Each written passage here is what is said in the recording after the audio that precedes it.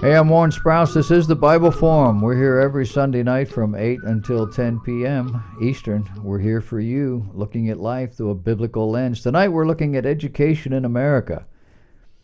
Are you looking for a good preschool?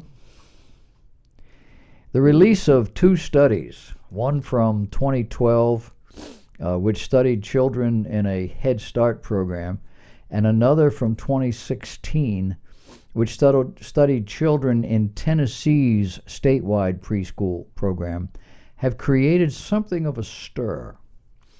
The Head Start study found that its children were more inclined to behavioral problems being in the preschool than those who did not participate. The Tennessee study, on the other hand, found that participants did worse academically several years later into school than those who had waited to go to kindergarten. Now, the news is not being received favorably by preschool advocates, as you might have guessed. Another study indicates that many of today's high school teachers have been taught to focus on higher level writing strategies such as brainstorming and outlining. This, as opposed to the rudimentary process of learning actually how to write.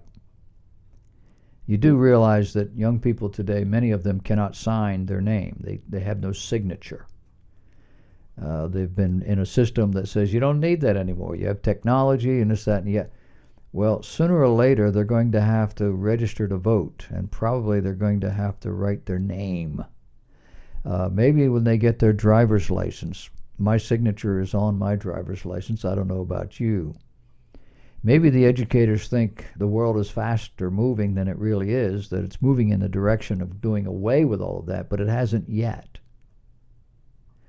But the techniques that they're applying apparently are all well and good, but they are completely unable to take a student anywhere unless they first have a solid structural foundation, whether it's learning how to write your name or other stuff.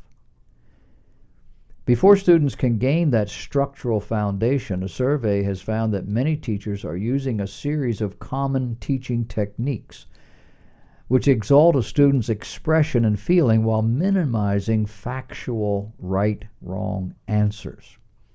Science teacher Jennifer McHugh has found that basic, and here you need to understand that their basic really means traditional, writing exercises help her see where students have gaps in their knowledge. For example, if a student uses the word but incorrectly in a sentence, it is likely that that student doesn't understand the relationship between the two things that are being discussed, at least not yet. We American experts, she says, are fixated on all things new, but effective education of children is universally basic. And what do these prestigious centers for higher learning do? Well, the writing seminar at the University of Washington at Tacoma is telling students that expecting proper English grammar is racist. According to them, linguistic and writing research has shown clearly for many decades that there is no, quote, inherent standard of English, end of quote.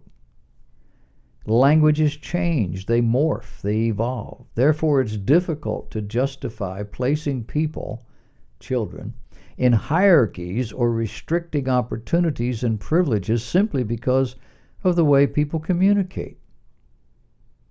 Now, keep in mind, this is not the Racism Studies Writing Center.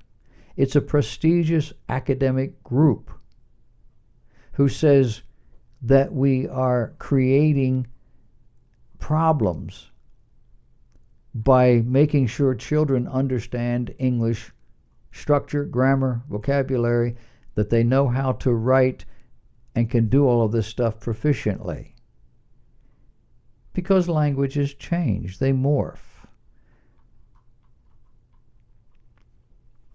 The inmates are now running the asylum.